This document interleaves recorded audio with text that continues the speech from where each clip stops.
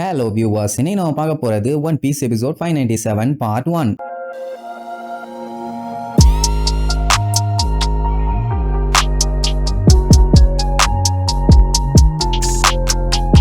Open பண்ணா இப்ப அந்த ஸ்மைலி எரிஞ்சுக்கிட்டு இருக்க ஐலாண்ட்ல இருந்து கொஞ்சம் கொஞ்சமா துப்பி இந்த பக்கமா வந்துகிட்டு இருக்குது. இத நம்ம ஆளுங்க நின்று வேடிக்கை பார்த்துட்டு இருக்கானுங்க. அது என்ன பண்ணுது ஏது பண்ணுதுன்னு ஒன்னும் புரியாம இந்த மாதிரி ஸ்லைம் மான்ஸ்டரை பத்தி நம்ம ப்ரூக்கு ஒரு புக்ல படிச்சிருக்கானாமா. அதாவது ஒரு ஸ்லைமு ஒரு பொண்ணை அட்டாக் பண்ணிச்சான். அதை அட்டாக் பண்ண உடனே அவ போட்டிருந்த ட்ரெஸ் எல்லாமே மொத்தமா கருகிருச்சாமா. ஓ மை காட், இப்படி ஒரு புக்கா? அந்த புக்கை எனக்கு கொஞ்சம் ஃபாலோ பண்ணுன்னு சஞ்சய் சொல்லுவான். கூடவே சேர்த்துக்கிட்டு அந்த சாமுராயும் பேசிட்டு இருப்பான். அப்ப சீரியஸா இவனுங்க இல்ல, இந்த நேரத்திலேயே காமெடி பண்ணிட்டு தான் இருக்கானுங்க. அதுல சத்திய வேற பண்ணுவானுங்க பாக்கணுமே. ஜோரோ வந்துட்டு டே முட்டா பயிலா கொஞ்சம் அதை நல்லா பாருங்கம்பா. ஏன்னா இப்ப இவங்க பாத்துட்டு இருக்க ஸ்லைம் ட்ரெஸ்ஸை மட்டும் மெல்ட் பண்ற மாதிரி இல்ல, மொத்த பாடியுமே மெல்ட் பண்ணிரும் போல. ஏன்னா அது தூணு துப்பும் போது ஒரு சில உருண்டை நடுவுல இருக்க ரிவர்ல போய் விழுது. அப்படி விழுந்து பாய்சன் ஆகி ஃபிஷஸ் எல்லாமே செத்து மிதக்குதுங்க. அப்படின்னா இது ரொம்ப ரொம்ப மோசமான பாய்சன். இப்ப அந்த சாமுராயோட பாடி வேற தண்ணிக்குள்ள மாட்டிட்டு இருக்குது. அவனுக்கே என்ன பண்றதுன்னு தெரியல, அப்படியே வேன்னு முழிப்பான். அந்த டைம் சஞ்சய் ட்ரெஸ் எல்லாம் கழட்டி போட்டுட்டு நான் போய் அவனோட பாடியை கண்டுபிடிக்க போறேன்மா. என்னப்பா இப்படி கிளம்பிட்டியே, உனக்கு ஸ்லைமால எதுவும் பஞ்சாயத்து வந்துடக்கூடாதுன்னு சொன்னா, முதல்ல உங்களுக்கு பின்னாடி இருக்க ஸ்லைமை பாருங்கடா வெண்ணையலாம்பா. பார்த்தா ஒரு பெரிய கூட்டமே வந்துகிட்டு இருக்கும். இத்தனை என்ன எங்க இருந்துடா வந்துச்சு?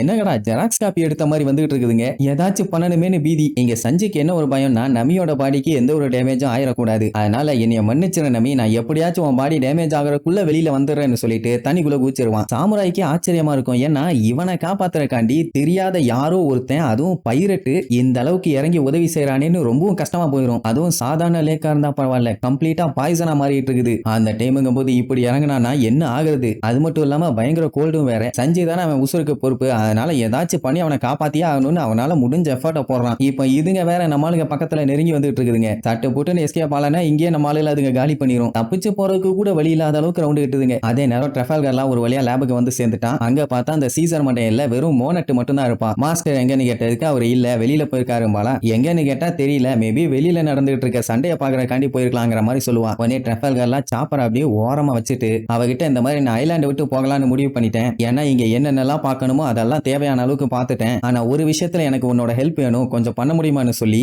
அவளை வெளியில கூப்பிடுவான். பரவாயில்லையே, நம்மள ஹெல்ப்புக்கு கூப்பிடுறானேன்னு அவளுக்கும் சந்தோஷம். சரி ஓகே, இங்க இருக்கிறதுக்கும் போர் அடிக்குது, நானும் வரேன்னு சொல்லிட்டு அவளும் கிளம்பிடுவா. அவளை பார்த்த சாப்பர், ஓ இவளை பத்தி தான் அந்த உசோப்பு லூசு மண்டைய சொல்லிட்டு இருந்தானா, ரைட் ஓகே நம்ம ரூட் கிளியருங்கிற மாதிரி சொல்லிட்டு இருப்பான். அந்த டைம் லேபோட ஃப்ரெண்ட் சைடு காட்டுறாங்க. லூஃபி தான் அவங்க மாஸ்டரை புடிச்சிட்டானே.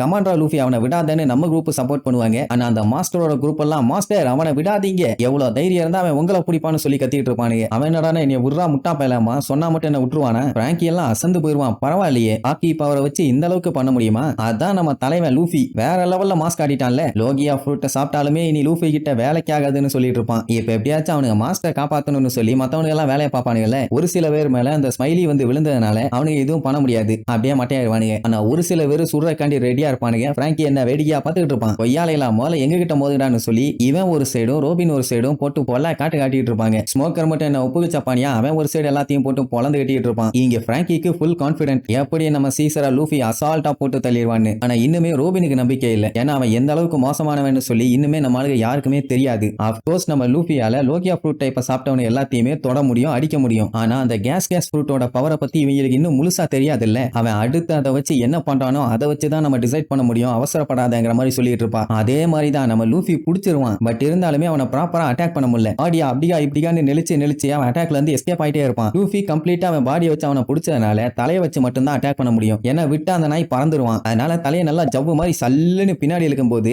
அவனோட கேஸ் ரோப்பை வச்சு அட்டாக் பண்ணுவான். ஜஸ்ட் மிஸ்ல எஸ்கேப். ஆனா அந்த அட்டாக்ல இன்னொருத்தன் சிக்கி அவன் காலி ஆயிருவான். இருந்தாலும் விடல, மறுபடியும் லூஃபியோட கழுத்தை கம்ப்ளீட்டா லாக் பண்ணி அவனை படாத பாடுபடுத்திட்டு இருப்பான். கழுத்தை பிடிச்சி மொத்தமா லாக் பண்ண என்ன பண்ண முடியும், மூச்சு விட முடியாது. அது மட்டும் இல்லாம அவனோட கேஸ் ரொம்ப பாய்சனஸ். சோ பிராங்கி மூச்சை மட்டும் விட்டுறாத, அப்புறம் உனக்கு தான் பஞ்சாயத்துங்கிற மாதிரி சொல்லிட்டு இருப்பான். லூஃபி அவன் மூச்சை அடங்கி வச்சுக்கிட்டே இருப்பான். எவ்வளவு நேரத்துக்கு தான் நீயும் தாக்கு பிடிப்ப, என்னதான் நீ பண்ணாலும் இதுல இருந்து எஸ்கேப் ஆக முடியாதா கண்ணான்னு அவனை சுத்தி மொத்தமா கேஸை கொண்டு வந்துருவான். மூச்சு விட்டானா மூக்குல கேஸ் போயிடும். மூச்சு விட முடியாம திணறி என் கண்ணு முன்னாடியே சாக போறேன், மூச்சு விட்டா பாய்சனோட சாவ, இதுதான்டா உலகத்திலேயே டெட்லியஸ்ட் கேஸ், சாவுடா சாவு செத்தப்பையில நாரப்பையில அப்படின்னு அவனை திட்டிகிட்டே கிடப்பான். லூஃபியும் முடிஞ்ச அளவுக்கு பிரீத்தை ஹோல்டு பண்ணிட்டு ஒரு கட்டத்துல எங்கும் போது பயங்கரமா காண்டாகி மொத்த கேஸையுமே மூக்குக்குள்ள இழுக்க ஆரம்பிச்சிருவான். உடனே மத்தவனுங்க எல்லாம் பார்த்துட்டு என்னாச்சு அவனுக்கு முட்டா பயலா மாஸ்டரோட பாய்சன் கேஸ் மொத்தத்தையுமே மூக்குக்குள்ள இழுத்துட்டு இருக்கான், கண்டிப்பா டெத் கன்ஃபார்ம்ங்கிற மாதிரியே சொல்லுவானுங்க. இங்க சீசருக்கு சந்தோஷம். அட முட்டா பயல, ஒன்ன மாதிரி ஒரு மூளை கட்டவன நான் இது வரைக்கும் பார்த்ததே இல்ல. வாண்டடா வந்து சாவ டிக்கெட் கொடுத்து வாங்கிட்டு போறியடா. சரி ஓகே, ஹெல்லுல போய் சந்தோஷமா இருப்பான். லூஃபியா ஆன்னு இருப்பான். கடைசியில பார்த்தா அவன் மூக்கு வழியா இழுத்த கேஸ் பூரா காது வழியா பிச்சுக்கிட்டு வெளியில வரும். எல்லாம் பார்த்துட்டு மிரண்டுருவானுங்க, என்னடா பண்ணிட்டு இருக்கான் இவன். அதுக்கப்புறம் தான் சொல்லுவான், உன்னோட பாய்சன்லாம் எனக்கு எதிராக வேலை செய்யாரா குரங்குன்னு. அது ஏன் அப்படின்னா இம்பல் டவுன் ஜெயில் வார்டனோட மகளனோட பாய்சன்ல சிக்கி சின்ன பின்னமானால அந்த பாய்சன்ல இருந்தே பையன் எஸ்கேப் ஆயிட்டான். ஏன்னா அவனோட பாடி அவனோட பாய்சன்ல இருந்து தப்பிக்கிற அளவுக்கு இம்யூனிட்டி லெவல் நல்லா ஸ்ட்ராங்கா மாறி இருக்குது. அப்படி இருக்கும்போது இவனோட பாய்சன்லாம் ஏமாத்திரம். அவனை பத்தி இவனுக்கு நல்லா தெரியும் போல பச்சை பச்சையா திட்டுவான். உடனே லூஃபி ஜெட் மேஸ்னு சொல்லி ஒரு ரொட்டேஷனை போட்டு ஒரு மிதி கோக்காமக்கா சிறியா நடி அப்படியே தெரிச்சு தேய்ச்சிக்கிட்டு போய் விழுவான். உடனே சுத்தி இருக்க அவன் ஆளுகள்லாம் எப்படி நம்ம மாஸ்டர் அவன் அடிக்கலாம், அவனை நம்ம சும்மா விடக்கூடாது, லூஃபியை எப்படியாச்சும் கொல்லணும் அப்படின்னு வெறிகுண்டு அவனை அட்டாக் பண்ண கத்திட்டு ஓடுவானுங்க. அவன் மாஸ்டர் எவ்வளவு கொடூரமானவன், கூட இருக்கவங்களை என்ன பண்ணுவான்னு தெரிஞ்சதுன்னா இந்த மாதிரி பண்ண மாட்டானுங்க. பட் தெரியாம கத்திட்டு அட்டாக் பண்ண போகும்போது அப்ப அவன் மாஸ்டர் எந்திரிச்சு வந்து எவனும் குறுக்க வரக்கூடாது, ஓரமா போங்கடா வீக்கானவனுங்களாமா. எது நம்மள வீக்கானவன்னு கூப்பிடறானான்னு ஷாக்கு. ஒருவேளை அவங்களுக்கு தப்பா கேட்டுச்சோன்னு ஒரு டவுட் வேற. ஏன்னா அந்த அளவுக்கு அவன் மேல நம்பிக்கை வச்சிருக்காங்க. இங்க லூஃபி வேற கெத்தா நின்று இருப்பானா, அவனை பார்த்துட்டு கேஸ் ஃப்ரூட்டோட பவர் என்னன்னு உனக்கு நான் காட்டுறேன்டா, இதோட நீ காலின்னு சொல்லிட்டு ஒரு டப்பா மாதிரி ஒன்னு எடுப்பான். லூஃபிக்கு அதை பத்தி எல்லாம் எதுவும் தெரியாதுல்ல. ஆர்மமெண்ட் ஹார்டனிங்னு சொல்லி கைய நல்லா ஸ்ட்ராங் ஆக்கி நீங்க செத்தரான்னு பாஞ்சு அடிக்க வருவான். வாடா வாடா இதோட நீ காலின்னு சொல்லிட்டு இருப்பான். நம்மளால வந்துகிட்டு இருக்க வேகத்துல கம் கம் கேட்லின்னு கண்ட மெனு குத்துவான். ஆனா அவன் கேஷுவலா வச்சிருந்த டப்பாவை நம்ம லூஃபிக்கு நேரா காமிச்சு டப்புன்னு மூடுவான். என்னாச்சுன்னு தெரியல, லூஃபி பட்டால்னு வெடிப்பான். அந்த இடத்துல பெரிய பிளாஸ்ட். எல்லாருமே ஒரு செகண்ட் மிரண்டுருவாங்க, என்னாச்சு இப்போன்னு பார்த்தா அடுத்த செகண்ட் லூஃபி வாயில புகைய தள்ளிக்கிட்டு அப்படியே பேன்னு கீழே விழுவான்.